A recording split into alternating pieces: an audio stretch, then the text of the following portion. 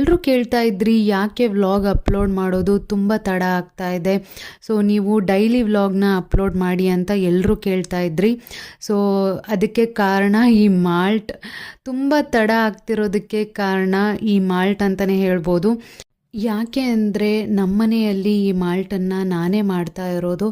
So ತುಂಬ ಕೆಲಸ ಜಾಸ್ತಿ ಆಗೋಗ್ಬಿಟ್ಟಿದೆ. ಹಾಗಾಗಿ ವ್ಲಾಗ್ ಮಾಡೋದು ಕಷ್ಟ ಆಗ್ತಾ ಇದೆ ನನಗೆ ಸ್ವಲ್ಪ.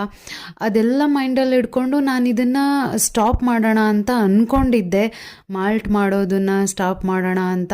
ಬಟ್ ರಿವ್ಯೂಸ್ ಹೇಗೆ ಬರ್ತಾ ಇದೆ ಅಂತಂದರೆ ತುಂಬ ಜನ ಕೇಳ್ಕೊತಾ ಇದ್ದಾರೆ, ದಯವಿಟ್ಟು ಸ್ಟಾಪ್ ಮಾಡಬೇಡಿ, ಇದರಿಂದ ತುಂಬ ಜನಕ್ಕೆ ಹೆಲ್ಪ್ ಆಗ್ತಾ ಇದೆ ಅಂತ. ಹಾಗೆ ನಮ್ಮ ಹತ್ರ ಮಾಲ್ಟನ್ನು ತೊಗೊಂಡಿರೋರು ಕೂಡ ತುಂಬ ಜನ ಒಳ್ಳೆ ಫೀಡ್ಬ್ಯಾಕ್ನ ಕೊಡ್ತಾ ಇದ್ದಾರೆ.